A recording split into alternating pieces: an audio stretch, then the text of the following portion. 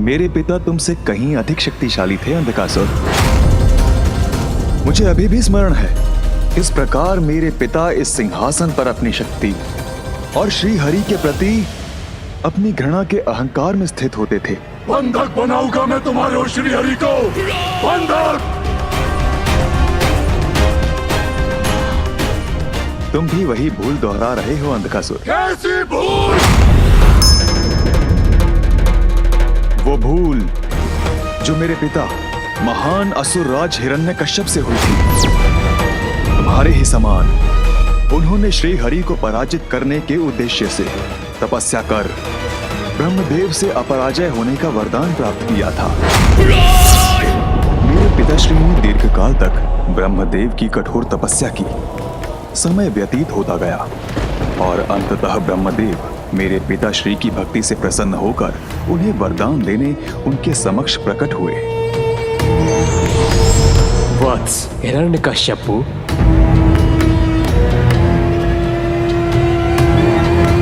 प्रणाम ब्रह्मदेव। तुम्हारे तप से प्रसन्न हुआ मैं। कहो, क्या वरदान चाहते हो? ब्रह्मदेव, न दिवस में न रात्रि में, न भीतर न बाहर, न आकाश में न पाताल में, न नर से न देव से, न यक्ष से न राक्षस से, न घरव से न किन्नर से, न जलचर से न स्थलचर से, न उभयचर से न नवचर से, न मंत्र से न तंत्र से मेरे प्राण किसी से भी न जा सके। और उससे भी अधिक ब्रह्मदेव, इस संसार में जिसकी भी आपने रचना की है उनमें से कोई भी मेरा वध न कर सके। तथास्तु, तथास्तु, तथास्तु।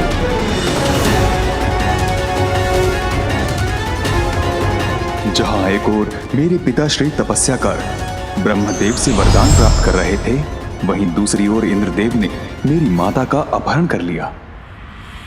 मेरी मां का हरण कर उन्हें अपना बंदी बनाने का प्रयास किया, जिससे वो उसके गर्भ में पल रहे शिशु का वध कर सकें। परंतु देवर्षि नारद ने उन्हें समझाया और इस घृणित कार्य को करने से रोका। अपने संभावित पाप कर्म से भयभीत होकर देवराज ने माता देवी लीलावती को देवर्षि नारद के पास ही छोड़ दिया। मां अपनी होने वाली संतान को लेकर चिंतित थी, इसलिए देवर्षि ने उन्हें अपने ही आश्रम में शरण दी, जहां दिवस हो या रात्रि मात्र श्री हरि नारायण का नाम ही जपा जाता है और भजनों में उन्हीं की लीलाओं का वर्णन होता है। सौभाग्य से मां के गर्भ में ये सब सीखने वाली संतान मैं था। तुम जग के स्वामी जगपाल हो, तुम हो भोर विष्णु, तुम रात हो, अंता भी तुम अनंता भी तुम, निर्बल सबल सबके नाथ हो। नारायणा नारायणा हरि माधव मृणाला नारायणा।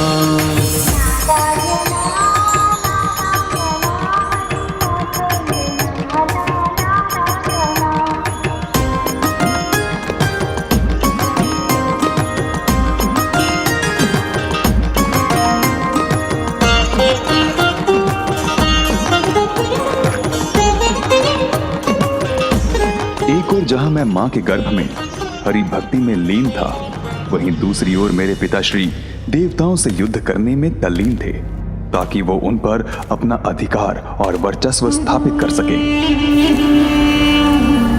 असुरराज हिरण्यकश्यप की जय! असुरराज हिरण्यकश्यप की जय! असुरराज हिरण्यकश्यप की जय! असुरराज हिरण्यकश्यप की जय! असुरराज हिरण्यकश्यप की जय! इसके पश्चात मेरे पिताश्री वैकुंठ पहुंचे, ताकि वो प्रभु श्री नारायण को चुनौती देकर वहां भी अपनी प्रभुता स्थापित कर सके। चलिए श्री हरि को चुनौती देने वैकुंठ गया था मैं, किंतु वो वहां से भाग गया। अवश्य ही मेरे वरदान के विषय में जानकर कहीं छुप गया होगा वो।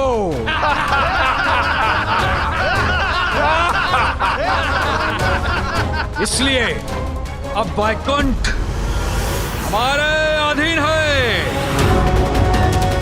और हम वैकुंठ के राजा अब हम ही हैं। असुरराज हिरण्यकश्यप की, असुरराज हिरण्यकश्यप की, असुरराज हिरण्यकश्यप की।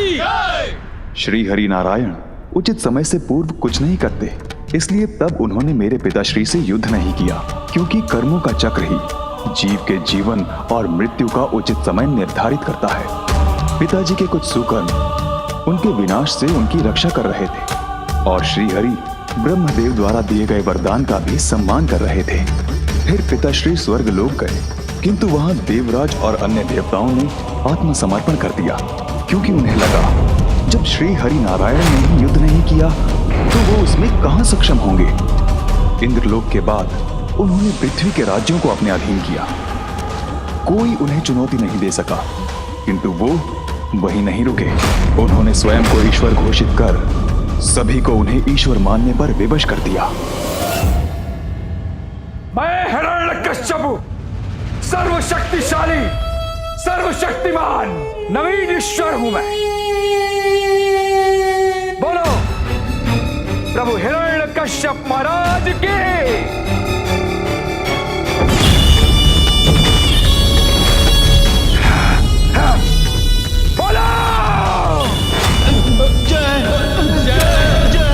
पिताजी माता और मुझे देवर्षि नारद के आश्रम से लौटाकर ले गए, जहाँ एक ओर वो सभी को अपनी भक्ति के लिए विवश कर रहे थे, वहीं मैं सदैव हरि भक्ति में लीन रहने लगा। ओम नारायणाय नमः, ओम नारायणाय नमः, ओम नारायणाय नमः, ओम नारायणाय नमः, ओम नारायणाय नमः, ओम नारायणाय नमः, ओम नारायणाय नमः, ओम नारायणाय नमः, ओम नारायणाय नमः, ओम नारायणाय नमः, ओम नारायणाय नमः, ओम नारायणाय नमः, ओम नारायणाय नमः, ओम नारायणाय नमः। मेरे गुरुओं को इसका भय था कि पिताश्री को मेरी हरि भक्ति की भनक पड़ गई तो मेरे साथ उन्हें भी दंड मिलेगा। प्रहलाद मेरे पुत्र। पिताश्री, पिताश्री, पिताश्री।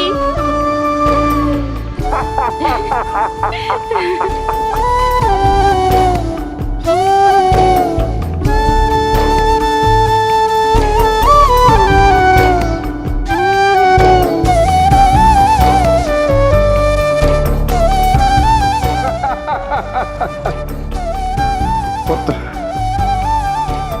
अपने सुमधुर स्वर में वेदों का सार बताओ। पिताजी, वेदों का ज्ञान तो सहज है। धर्म के पथ पर चलना, उचित कर्म करना और त्रिलोक के स्वामी श्री हरि विष्णु, जिनसे संपूर्ण संसार गतिमान है, उन्हीं की आराधना करना हमारा धर्म है। वो सदैव अपने भक्तों की रक्षा करेंगे।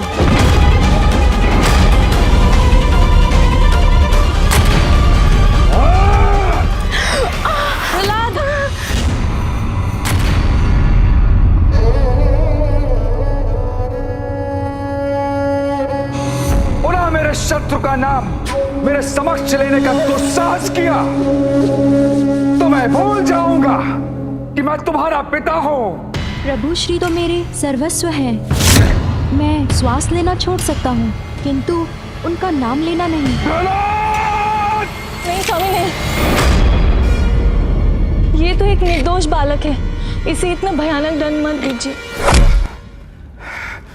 किंतु पिताश्री के क्रोध की तो कोई सीमा ही नहीं थी। ओम नारायणाय नमः, ओम नारायणाय नमः, ओम नारायण।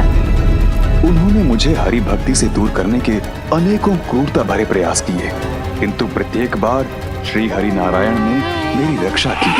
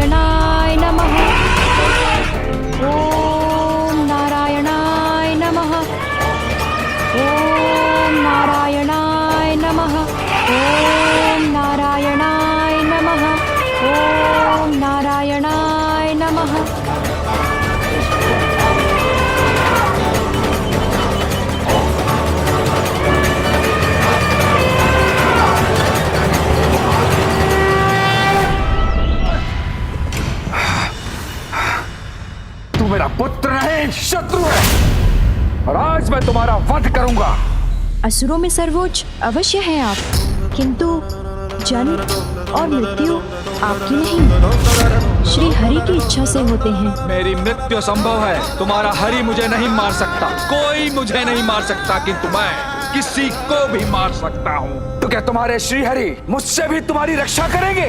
अवश्य। श्री हरि, श्री हरि, श्री हरि। दिखो, मुझे तो नहीं दिखते तुम्हारे हरि। कहाँ है वो? अगर तुम्हारी रक्षा करने आए हैं तो कहाँ है वो?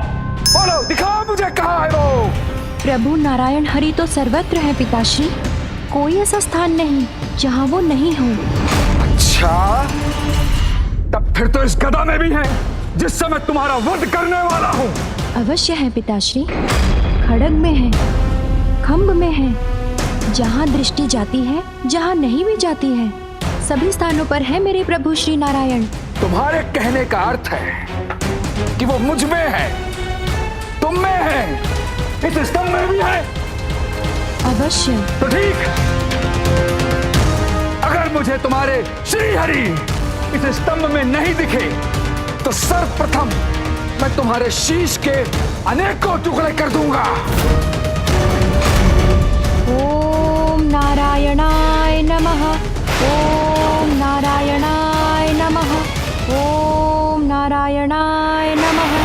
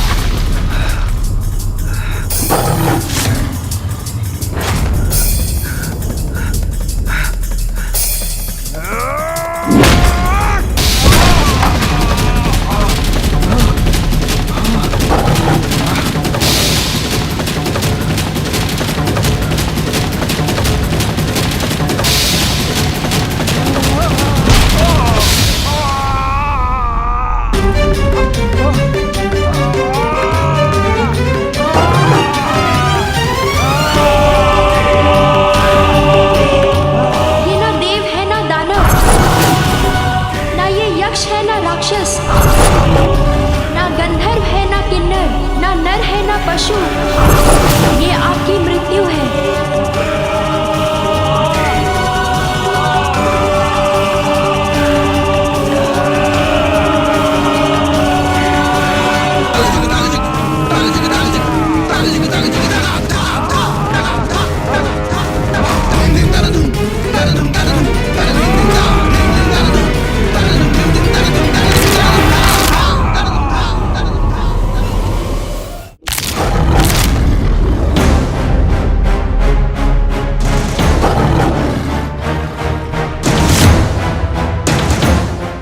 भीतर ना बाहर, ना आकाश ना पाताल, ना जल में ना थल पर, ना दिवस है ना रात्रि है। ये स्थान और ये पल दोनों आपकी मृत्यु के लिए है।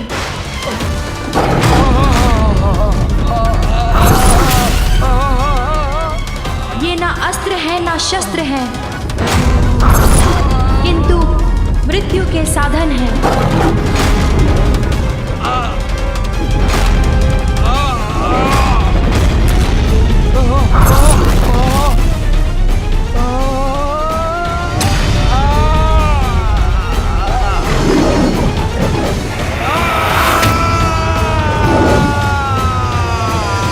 ओम श्री हरि।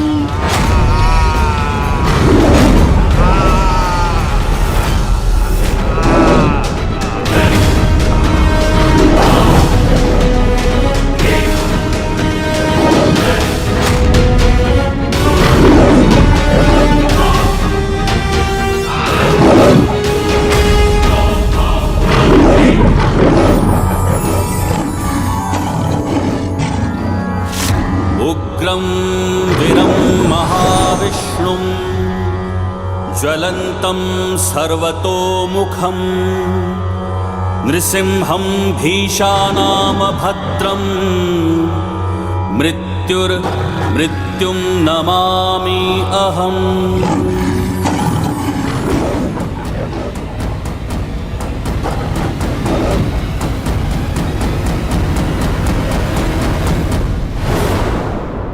अनुज अंधकासुर नरसिंह रूप में श्री हरि नारायण यहीं प्रकट हुए थे।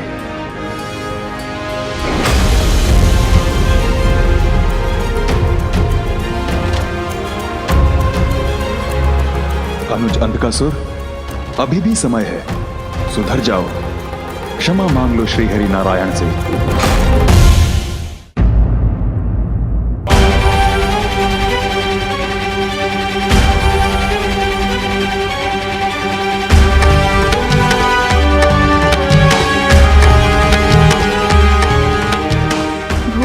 को ही है।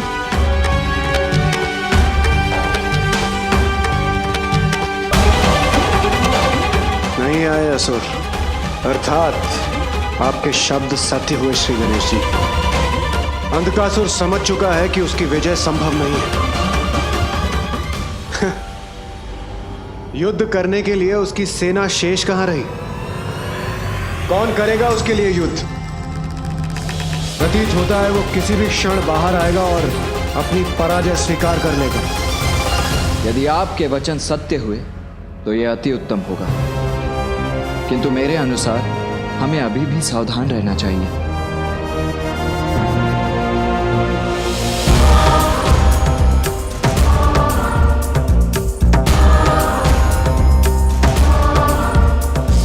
अनुज अंधकासुर, भोर हो चुकी है, अब तुम्हें देवताओं के समक्ष आत्मसमर्पण कर देना चाहिए।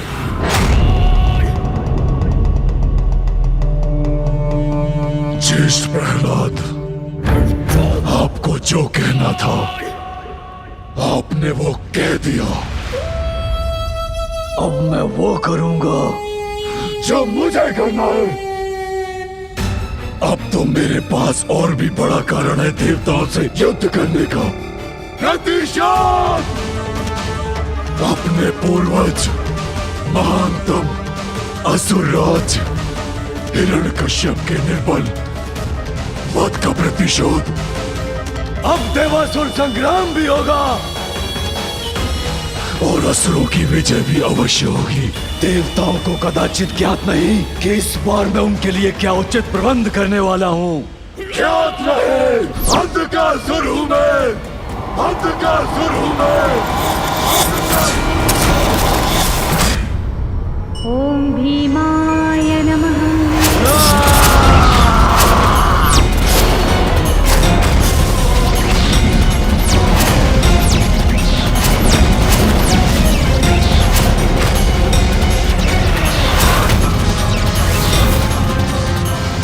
पुत्र गणेश,